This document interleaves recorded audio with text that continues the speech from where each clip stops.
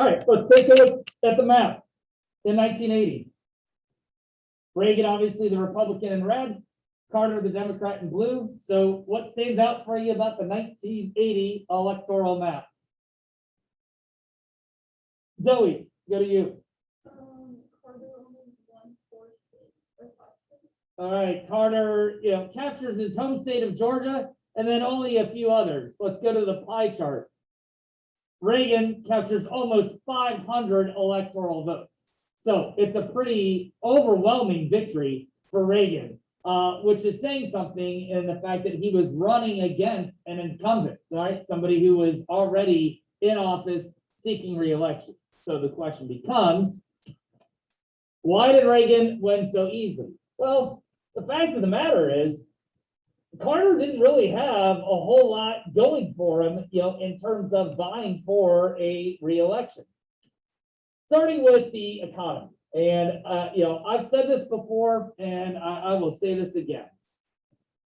When the economy is the number one problem, Americans, will really hone in and focus on that. And going into the 1980 election, the economy clearly was one of the major problems that the country was confronting. So let's kind of look at the trends here overall.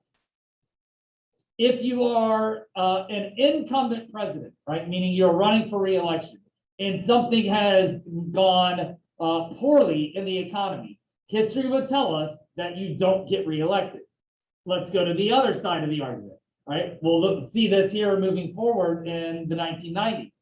If you are the president and the economy is humming along and doing well, and you're running for re-election, let's use Bill Clinton as a prime example. 1996, he gets reelected. Why? The economy was doing very well. So that's kind of the setup that we have for Carter here. You've got those rising gas prices. In some cases, they actually more than doubled. And then you had the gas shortages that were coupled with long gas lines. Put that in perspective for you. That's like being over at the BP, right over the corner of 86 in Westfield, right down the street, and having the car line stretch from BP out to the front of North Central. That's the sort of lines people were confronting there in the 1970s. You add that to then stagflation, which was the economic term used at the time period, which meant that you had a stagnant or slowing economy, coupled then with rising prices for goods and services, which is inflation. The rise in prices of things like gas, food, interest rates on things like home loans. So you've got the economy basically in the dumps. You also have the country really grappling with the loss in Vietnam, which was not just a military blow, but also a psychological defeat. The country couldn't necessarily see itself as this dominant, preeminent country that helped win World War II. The defeat to what was seen as an inferior opponent really was traumatic. And then you add to that the Watergate scandal. And so by and large, the American people had lost their faith in the federal government. And that was something that was going to need to be recaptured. Directly with the Carter administration then, in 1979, you had the Iran hostage crisis there at the American embassy, with the Americans being held captive for just over a year. And the Soviet Union invading Afghanistan, which now made it seem like the United States was losing the Cold War again. So you've got all this sort of stacked up against Carter in his attempt to run for re-election. In conjunction then with that, much like we saw a shift in the 1960s, there is this idea of trying to swing the pendulum back by the early 1980s with the rise of the New Right, which was a response to all of the liberalism that had existed in the 1960s and early 70s. And this feeling that, things have been taken way too far to the left. So it needed to bring things back over to the right. There was the pushback against things like forced busing in cities like Boston, Detroit, even here in Indianapolis, where you were taking people out of their neighborhoods and sending them to other schools in order to get integration to occur.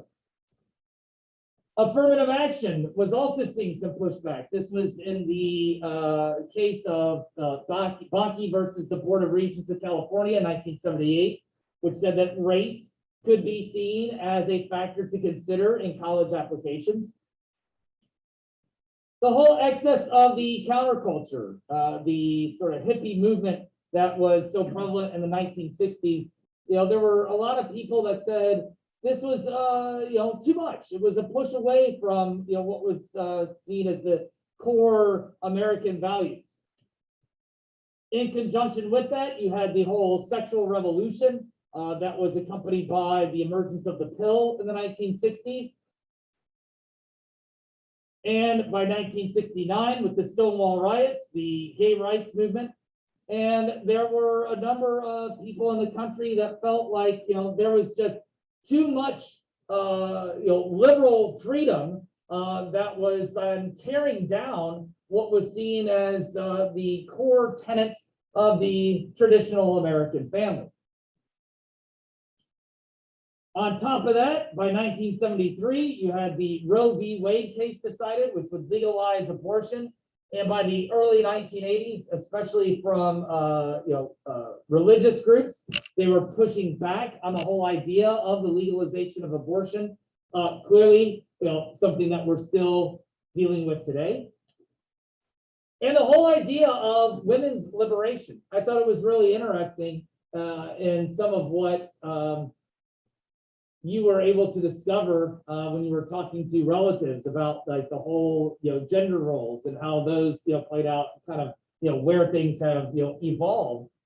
There were definitely people, especially by the time that we got to the early to mid 1980s, that saw women's liberation as going too far, that it was taking women out of what was supposed to be their primary role as caretakers for their family, that this provided way too much freedom for women. And now with these, two-parent working families, they didn't have a woman at home caring for the children, taking care of the home. And there are many people that believe, this led to, dysfunctional families, that kids would come home from school. Well, this is what they referred to in the 1980s. I don't know if you've heard this term before or not. The latchkey kids, right? So what was a latchkey kid? My wife actually was somebody who was like this, both of her parents were. They called you latchkey kids because you around your neck, or on you somewhere, you carried your house key, right? And so, why did you have that house key? Because somebody wasn't at home when you got home from school, so you had to let yourself in. So I'm sure, right, that since we have so many two-parent working families, right, I must be looking at a bunch of juvenile delinquents here, right? You come home, you're up to a bunch of no good, right? Zoe, I can just tell, looking at you, right? You're up to mischief and mayhem when you come home. Yep, you probably get and when mom comes home, she probably calls you by all three names. Oh, maybe that doesn't happen for you guys. I always knew I was, in trouble when I might have been up in my room and I heard all three names uttered. When I heard David Scott Wheeler, full name, I was like, oh, what did I do now? Right? I got to really face the court, the parental court, right? Because I've heard all three names. I'm just kidding. I was never, never in that position.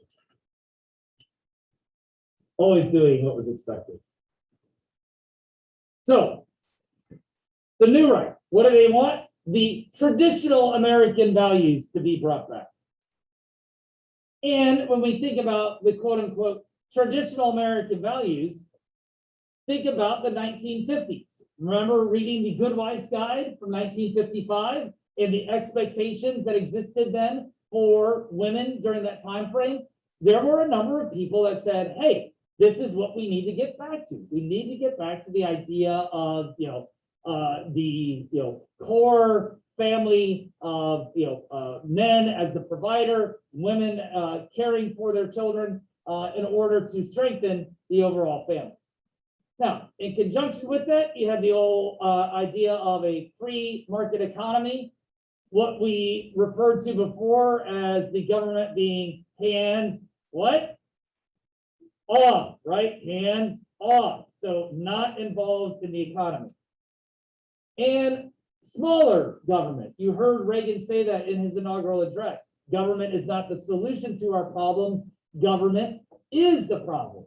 So this is a core Republican belief. The idea that there should be less government involvement in the economy, less government involvement in people's lives.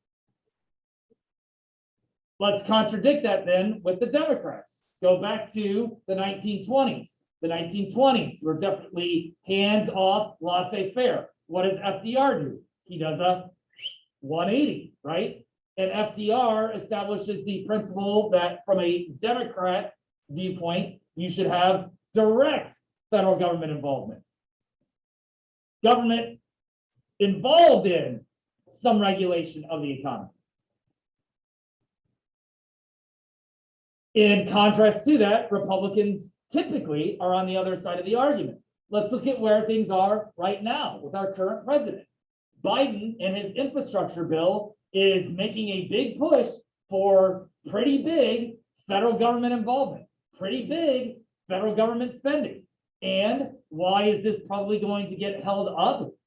We'll see if it passes or not. Why is it going to be held up? What's the argument from the other side? Republicans are saying, no, that's too much federal government spending. That's too much federal government involvement. In addition, a big component of what Reagan will do is to strengthen the national defense.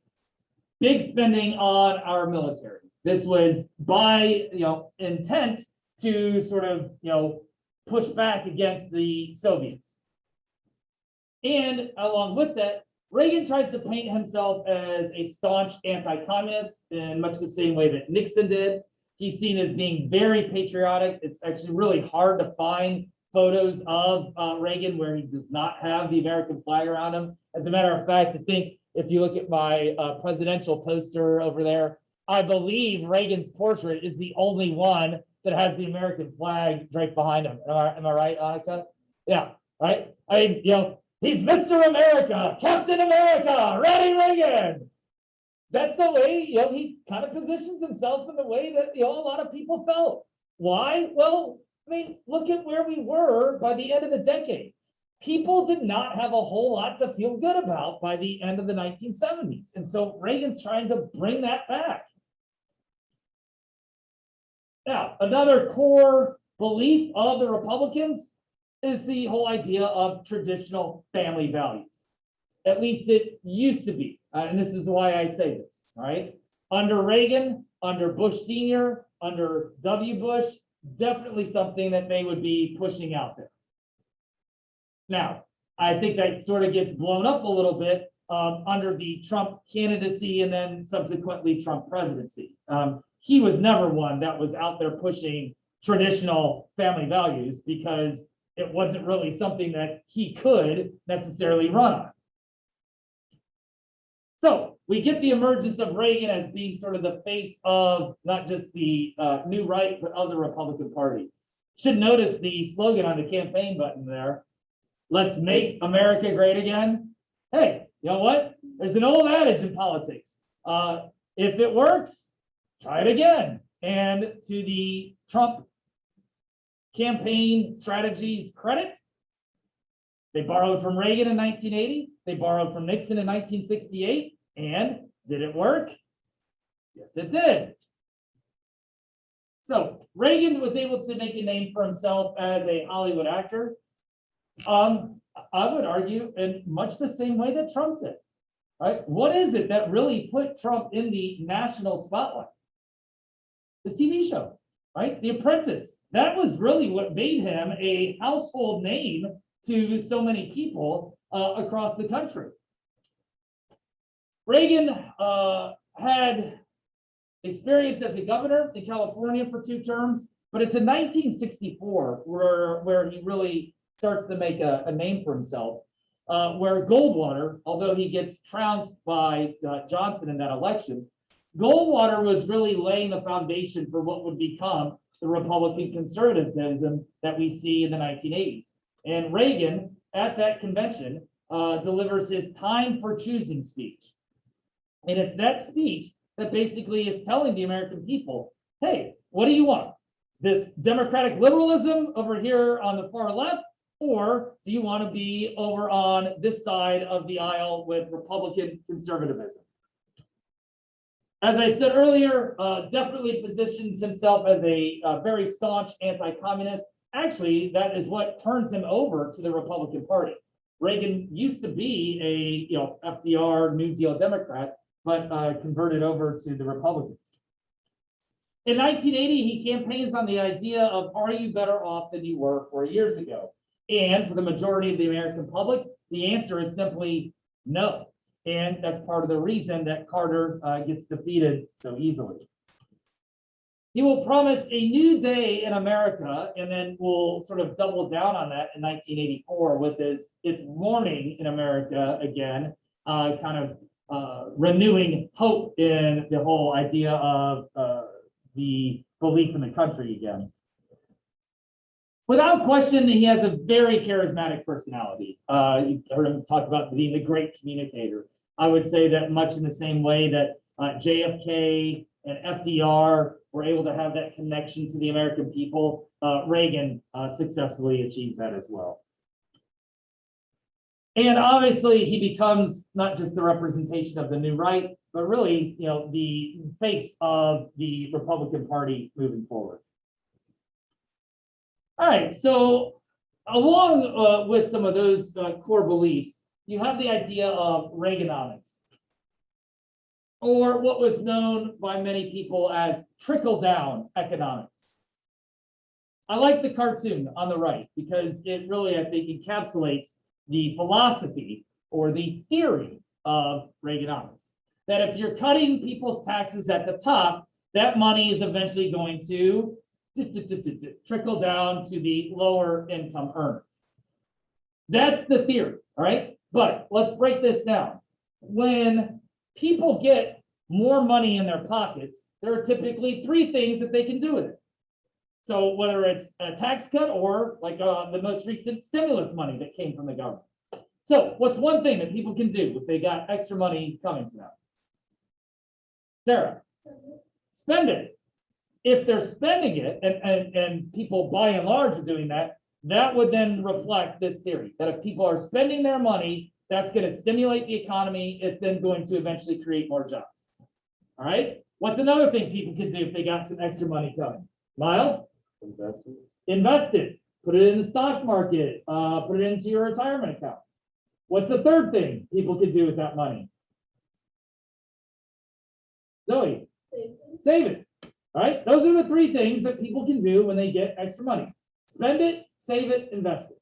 Now, typically, when you have these higher income earners and they're getting extra money, what do you think is the default in terms of what they do with that money?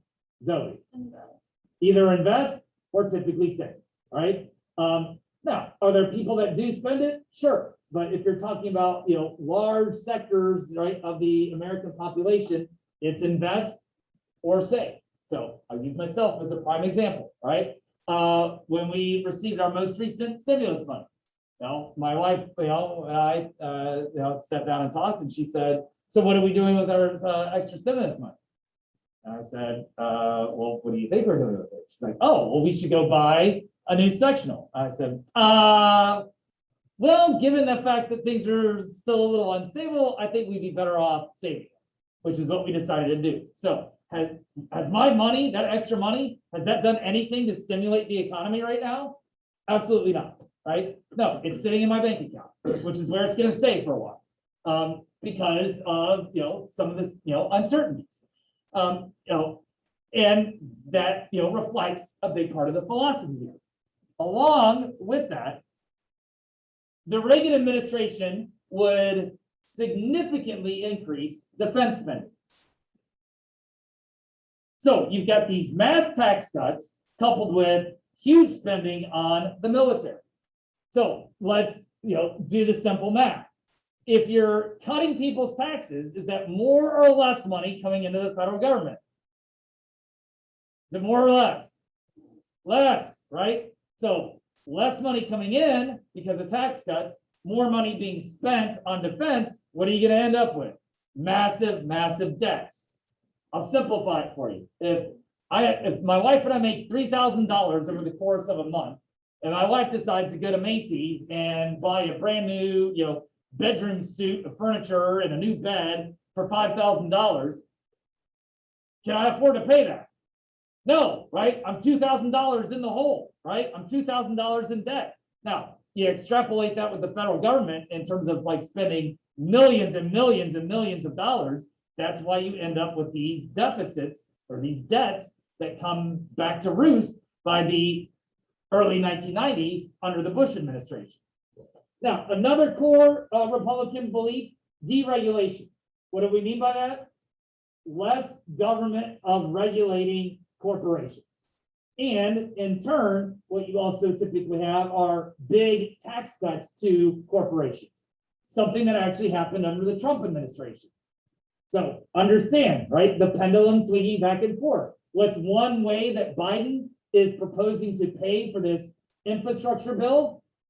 Higher taxes on corporations. So hopefully you're seeing, right, the ebb and flow of Democrat philosophies versus Republican philosophies. Now, lastly, a part that becomes central to the whole idea of Reaganomics is something that we're still contending with today. You have roughly 1 million manufacturing jobs that are lost just in 1982 alone. That is a trend that would continue moving forward. So that also has an impact on education. How and why? After World War II, for a number of decades, you could graduate from high school, excuse me, go work at the local GM or Ford plant, work your way up in the company for 35 plus years, raise a couple of kids, pay off your house, send your kids off to college, retire relatively comfortably, and that was achieving the American dream for many people. Well, when these manufacturing jobs or these factory jobs start to go away, they're not coming back. And the country will turn to a bigger service sector. And as a result, what you see moving forward, bring it back to education, you would either need higher education or you would need to have some sort of a specific trade or skill that you could utilize in order to, have a job that would be rewarding you like the previous ones that I just talked about.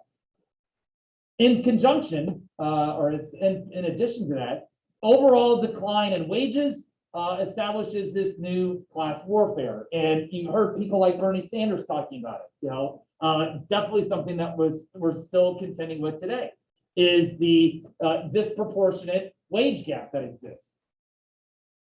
And another argument that has been made, and I'm sure will continue to be made, is trying to increase the overall minimum wage. Now, taking a look at Reagan's first term and where the country was moving, they definitely seem to be, heading in a different direction than where things were when he first was elected in 1980. And as a result, he gets a resounding victory in 1984. That should look very similar to 1972, where Nixon wins all but one state. Reagan has a similar outcome there in 1984.